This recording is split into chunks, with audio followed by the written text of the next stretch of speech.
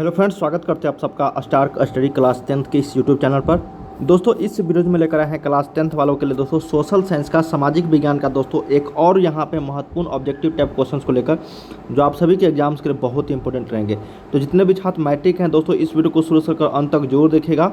यहाँ पर जितने भी क्वेश्चन मैं बता रहा हूँ वो सारे बोर्ड एग्जाम के न्यू पैटर्न पर अपडेटेड है दोस्तों, तो वीडियो को लास्ट तक जरूर देखना, ठीक है ना। VBA ऑब्जेक्टिव क्वेश्चन की बात करेंगे हम लोग, और भी काफ़ी सारे क्वेश्चन का प्रैक्टिस सेट करना चाहते हैं दोस्तों आप अपने मोबाइल स्क्रीन पे, ठीक है ना। घर बैठे तो आप इस वेबसाइट की मदद से कर सकते हैं। starstudy.com गूगल पे लिखिए, या फिर लिंक आपको वीडियो के डिस्क्रिप्शन मिल जाएंगे, या सेम टू सेम ये जो है आपको गूगल पे लिखना है, ठीक है, आपको मिल जाएंगे। लिखना है star study class 10th science questions, class 10th social science questions, और ये लगा देना है, ठीक है ना। चलिए, वीडियो को लाइक जरूर करना दोस्तों, चैनल को सब्सक्राइब करके बेल आइकन को भी प्रेस कर दीजिएगा। यहाँ पे हम लोग 40 क्वेश्चंस की बात करेंगे, जो आप सभी को 40 ऑब्जेक्टिव क्वेश्चन सही करने हैं दोस्तों एग्जाम्स में, ठीक है ना। 50% का उसी का हम लोग यहाँ पे सॉल्यूशन करने वाले हैं। चलिए, पहला प्रश्न देखते हैं दोस्तों। कहा गया है कि ब्रेस्ट लिटोवस्क की संधि किन दो देशों के बीच में हुई थी, है ना। जब भी संधि होती है दोस्तों तो दो देश होते हैं हमेशा, है ना। दो से अधिक भी हो सकते हैं, लेकिन मिनिमम तो दो होने चाहिए। तो ब्रेस्ट लिटोवस्क की जो संधि हुई थी ये हुआ था रूस और जर्मनी के बीच, ठीक है ना। ये इतिहास का क्वेश्चन है, ऑप्शन नंबर डी के साथ चलेंगे। दूसरा क्वेश्चन देखते हैं दोस्तों। कहा गया कि मार्च 1946 ईस्वी में फ्रांस तथा वियतनाम के बीच होने वाला समझौता किस नाम से जाना जाता है। किसके किसके बीच है दोस्तों, फ्रांस और वियतनाम के बीच। कितने ईस्वी में, तो 1946 ईस्वी में, ठीक है। तो उस समझौता का नाम जो है और किस नाम से जाना जाता है, उसका नाम है दोस्तों यहाँ पे तितसिन, कैंटन, होचिमिन, इनमें से कोई नहीं, ठीक है ना। यहाँ पे ऑप्शन नंबर डी हो जाएगा दोस्तों, क्योंकि इनमें से कोई नहीं, है ना। इसका नाम था दोस्तों आपका हनोई समझौता। कौन सा था दोस्तों, हनोई समझौता, ठीक है ना, याद रखिएगा, हनोई समझौता वियतनाम और फ्रांस के बीच में हुई थी। चलिए, नेक्स्ट क्वेश्चन देखते हैं, थर्ड नंबर। कहा गया है कि पूर्ण स्वराज की मांग का प्रस्ताव कांग्रेस के किस वार्षिक अधिवेशन में पारित हुआ था। पूर्ण स्वराज की मांग आप लोग को पता ही होगा दोस्तों। पूर्ण स्वराज जो हमारा जमशेद अधिकार, ये इस तरह का दिया था उन्होंने, बाल गंगाधर तिलक ने, ठीक है ना। तो वो प्रस्ताव कांग्रेस के किस वार्षिक अधिवेशन में जो है पारित हो चुका था, तो ये था 1929 ईस्वी में लाहौर अधिवेशन में, ठीक है ना। ऑप्शन नंबर ए के साथ चलेंगे, 1929। अगला है 4 नंबर की वल्लभ भाई पटेल को सरदार की उपाधि किस किसान आंदोलन के दौरान दी गई थी। तो सरदार वल्लभ भाई पटेल को सरदार की जो उपाधि दी गई थी दोस्तों, वो था बारदोली सत्याग्रह आंदोलन, जिसको हम लोग किसान आंदोलन के नाम से भी जानते हैं। तो ऑप्शन नंबर ए हो जाएगा, बारदोली। अगला है भारत के लिए पहला फैक्ट्री एक्ट कब पारित हुआ। तो भारत के लिए पहला फैक्ट्री एक्ट जो पारित हुआ था दोस्तों, ये हुआ था आपका 1881 ईस्वी में। तो ऑप्शन नंबर सी के साथ चलेंगे हम लोग। अगला है कि पूंजीपति वर्ग के द्वारा किस वर्ग का शोषण हुआ था। तो पूंजीपति वर्ग के द्वारा जो है शोषण जो हुआ था दोस्तों, ये हुआ था सभी वर्ग का, है ना। श्रमिक, मध्यम, कृषक, सभी वर्गों के लोगों को हुआ था, पूंजीपति वर्ग के लोगों को, ठीक है ना।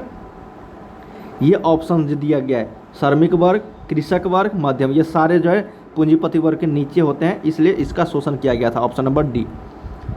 आधुनिक युग में अर्थव्यवस्था के क्षेत्र में होने वाली सबसे बड़ी क्रांति कौन सी थी। तो आधुनिक युग में अर्थव्यवस्था के क्षेत्र में होने वाली सबसे बड़ी क्रांति जो थी दोस्तों, उसका नाम आप लोग को बताना है। तो वो था आपको औद्योगिक क्रांति। तो ऑप्शन नंबर 7 का बी हो जाएगा, ठीक है ना। 7 का क्या हो जाएगा दोस्तों, आधुनिक युग में अर्थव्यवस्था के क्षेत्र में होने वाली सबसे बड़ी क्रांति जो थी वो था औद्योगिक क्रांति, जो इंग्लैंड में हुई थी। ऑप्शन नंबर बी के साथ चलेंगे। नेक्स्ट 8 नंबर दोस्तों की भूमंडलीकरण की शुरुआत किस दशक में हुई थी। तो भूमंडलीकरण की शुरुआत जो हुई थी वो 1980 के दशक में हुई थी। तो ऑप्शन नंबर डी के साथ चलेंगे। 9 नंबर है दोस्तों कि गुटेनबर्ग ने सर्वप्रथम किस पुस्तक की छपाई की थी। तो गुटेनबर्ग ने सर्वप्रथम जो है छपाई की थी दोस्तों, वो किया था आपको बाइबल की। तो ऑप्शन नंबर डी के साथ चलेंगे हम लोग। अगला है कि विश्व में सर्वप्रथम मुद्रण की शुरुआत कहाँ हुई थी। तो विश्व में सर्वप्रथम मुद्रण की शुरुआत हुई थी वो चीन में हुआ था। ऑप्शन नंबर सी के साथ चलेंगे।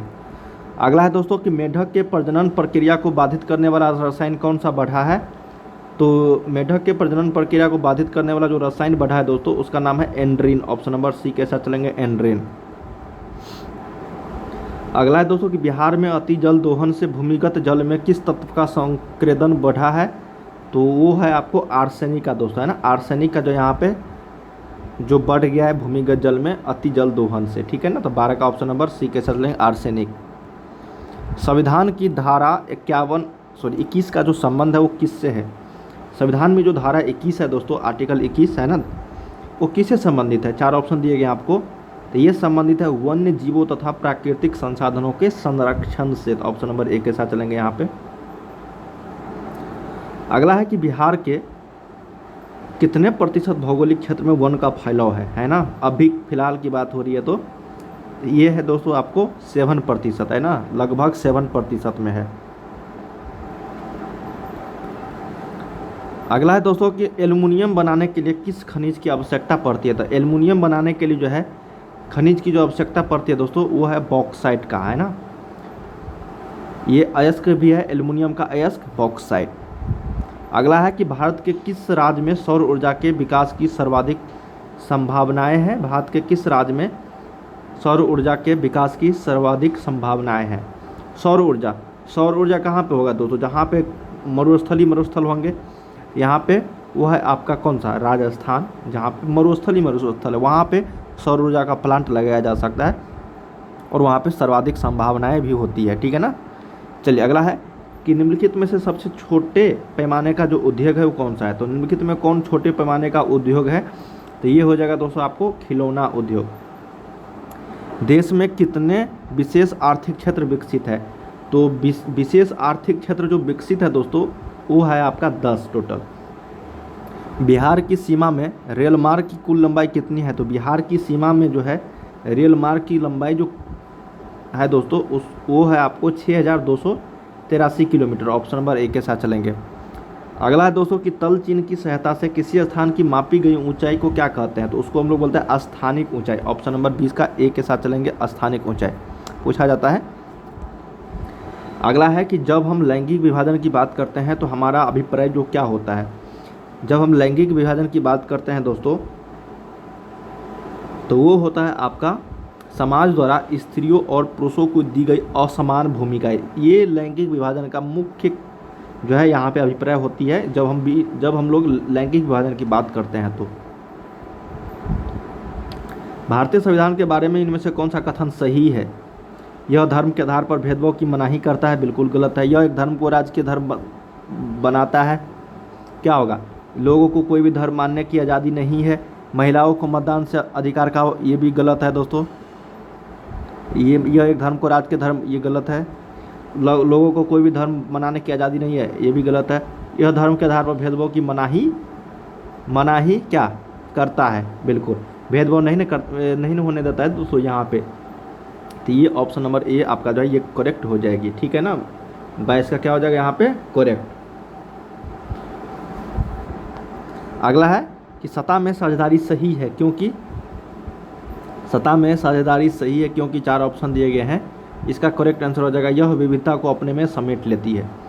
वर्ष 1975 ईस्वी में भारतीय राजनीति में किस लिए जाना जाता है? क्योंकि देश में आपातकाल भी लागू हुआ था दोस्तों, है ना। तो ऑप्शन नंबर यहाँ पे 24 का क्या हो जाएगा आपको? सी, आपातकाल। 1974 में हुआ था छात्र आंदोलन, ठीक है ना, उसी के दौरान यहाँ पे आपातकाल लागू हो चुका था। बिहार में संपूर्ण क्रांति का नेतृत्व किसने किया था? तो जयप्रकाश नारायण जी। नर्मदा घाटी परियोजना किन राज्यों से संबंधित है? तो नर्मदा घाटी परियोजना जो है दोस्तों वो है आपका किस राज्य से संबंधित? गुजरात, महाराष्ट्र और मध्य प्रदेश।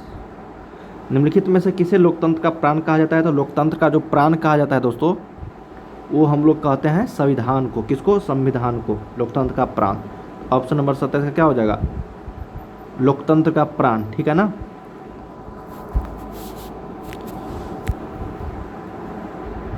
दोस्तों संविधान यहाँ पे नहीं होगा। लोकतंत्र का जो प्राण होता है ना ये राजनीतिक दल को कहा जाता है। तो ऑप्शन नंबर हम लोग यहाँ पे डी करेक्ट करेंगे, राजनीतिक दल को, ठीक है ना। चलिए अगले प्रश्न की बात करते हैं। दल बदल कानून निम्नलिखित में से किस पर लागू होता है? तो दल बदल कानून जो होता है दोस्तों ये लागू होता है सांसदों और विधायकों पर, ठीक है ना। ऑप्शन नंबर 1 के साथ चलेंगे। अगला है कि जनता दल यूनाइटेड पार्टी का गठन जो है कब हुआ था? तो जनता दल यूनाइटेड जो है जो दोस्तों बिहार की क्षेत्रीय पार्टी है, राजकीय पार्टी, तो इसकी जो गठन हुआ था वो 1999 में हुआ था। निम्नलिखित में से कौन अर्थव्यवस्था के प्राथमिक क्षेत्र में सम्मिलित है? तो प्राथमिक क्षेत्र, द्वितीयक और तृतीयक क्षेत्र होते हैं। तो प्राथमिक क्षेत्र में जो रखा जाता है वो कृषि क्षेत्र को, जिस देश की प्रति व्यक्ति आय सर्वाधिक होती है वह देश कहलाता है दोस्तों आपको, प्रति व्यक्ति आय वो विकसित देश कहलाता है। कौन सा? विकसित देश। अगला है कि बिहार के किस जिले के प्रति व्यक्ति आय सर्वाधिक है? तो वो है दोस्तों आपको कौन सा? पटना।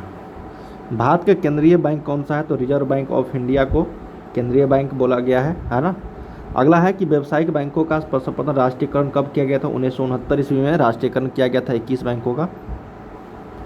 ऊर्जा के मुख्य स्रोत क्या है? तो ऊर्जा के मुख्य स्रोत ये सारे हैं दोस्तों, कोयला, पेट्रोलियम, विद्युत, इनमें से सभी। अगला है कि इनमें से कौन सी बहुराष्ट्रीय कंपनी है? Ford motor, Samsung, Coca Cola, इनमें से सब ये सारे हैं बहुराष्ट्रीय कंपनी। उपभोक्ता अधिकार दिवस कब मनाया जाता है? तो उपभोक्ता अधिकार दिवस जो मनाया जाता है ये मनाया जाता है 15 मार्च को, याद रखिएगा 15 मार्च को उपभोक्ता अधिकार दिवस मनाया जाता है। अगला है दोस्तों कि यदि किसी वस्तु या सेवा का मूल्य 20 लाख से अधिक तथा 1 करोड़ से कम है तो उपभोक्ता कहाँ शिकायत कर सकता है? तो ये कर सकता है दोस्तों राज्य आयोग में। सुनामी का प्रमुख कारण क्या होता है? सुनामी का प्रमुख कारण है कि समुद्र से भूकंप का आना, मतलब समुद्र में भूकंप जब आती है तो सुनामी का कारण बनता है। लास्ट है आपका भूकंप केंद्र के ऊर्ध्वाधर पृथ्वी पर स्थित केंद्र को क्या कहा जाता है? इसको हम लोग बोलते हैं अधिक केंद्र, ऑप्शन नंबर बी। तो दोस्तों हम लोगों ने यहाँ पे टोटल जो है 40 क्वेश्चंस किए हैं सोशल साइंस का, जो बहुत ही इंपॉर्टेंट था, ठीक है ना। इस तरह के क्वेश्चंस काफ़ी सारे लेकर आने वाले हैं आप सभी के लिए। तो वीडियो को लास्ट तक इसी तरह से काफ़ी सारे वीडियोज मैं आप लोग को लेकर आते रहूँगा, तो देखते रहना, ठीक है। वीडियो पसंद है तो लाइक जरूर करना, चैनल को सब्सक्राइब कर लीजिएगा। चलिए मिलते हैं हम लोग दोस्तों नेक्स्ट वीडियो में, और वेबसाइट पे जाके प्रैक्टिस सेट जरूर कीजिए, जो आपको लिंक डिस्क्रिप्शन में मिल जाएंगे या फिर गूगल पे सर्च कर सकते हो starkstudy.com, ठीक है।